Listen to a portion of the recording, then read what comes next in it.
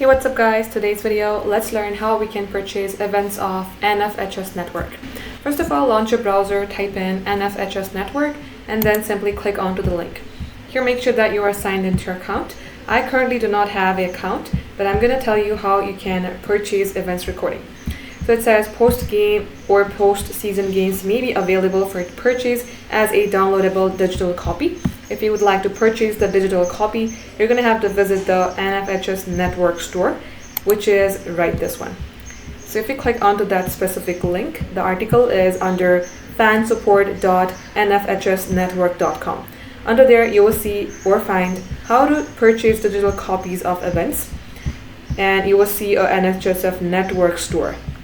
From there, you may go ahead and search for the events. You can sort purchase games by date, sport, state through the keyboard search, which is right this one.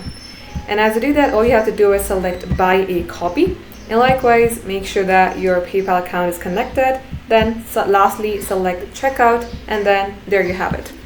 It says you will receive an email containing a download link for your digital copy within 24 hours of your purchase. If you have any problem, you may go ahead and directly visit this article, which will be under this link. Thank you all for watching, guys. We will catch up in our next upload.